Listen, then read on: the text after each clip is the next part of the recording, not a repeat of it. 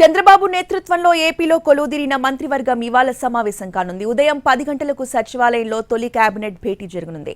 NDA ప్రభుత్వం అధికారంలోకి వచ్చాక జరుగుతున్న తొలి సమావేశం ఇదే. వివిధ శాఖల్లో వాస్తవ స్థితిగతులను తెలియజేసేలా శ్వేతపత్రాల విడుదలకు సంబంధించి ఇందులో నిర్ణయం తీసుకునే అవకాశం ఉంది.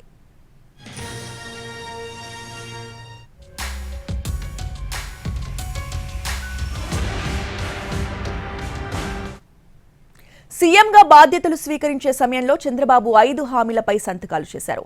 మెగా డిఎస్సీ ద్వారా 16,347 పోస్టులు జారీ, ల్యాండ్ టైటిలింగ్ యాక్ట్ రద్దు, సామాజిక భద్రతా పెన్షన్లని 3,000 నుంచి 4,000 రూపాయలకు పెంచడం, అన్నా క్యాంటీన్ల పునరుద్ధరణ, స్కిల్ సెన్సెస్ అంశాలపై చేసిన సంతకాలు హామీలపై కేబినెట్లో చర్చకు రానుంది.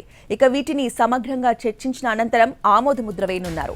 దీంతో పాటు హెల్త్ యూనివర్సిటీ పేరును తిరిగి ఎన్టీఆర్ హెల్త్ యూనివర్సిటీగా పునరుద్ధరిస్తూ మంత్రివర్గం ఆమోదం తెలపనుంది.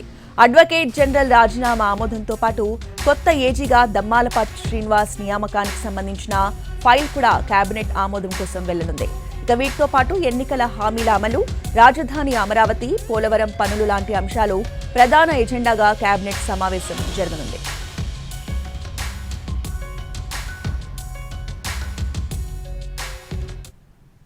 శ్వేతపత్రాల విషయంలో 4 మంత్రులతో కమిటీ వేసే అవకాశం ఉందని చర్చ జరుగుతోంది.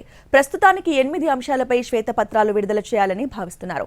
మరోవైపు రాష్ట్ర ఆర్థిక పరిస్థితిపై కేబినెట్లో కీలక చర్చ జరిగే అవకాశం కనిపిస్తోంది. ఇప్పటికే గత ప్రభుత్వం లక్షల కోట్ల రూపాయలు అప్పులు చేసిందని ఆరోపణలున్నాయి. దీంతో ఇవాల్టి సమావేశంలో అప్పులు, ఆస్తులు, ఖర్చులు వంటి అంశాలు ప్రస్తావనకు వచ్చే అవకాశం ఉంది. ఇప్పటికే రాష్ట్ర అప్పులపై ప్రాథమిక సమాచారం తెప్పించుకుంది కొత్త ప్రభుత్వం.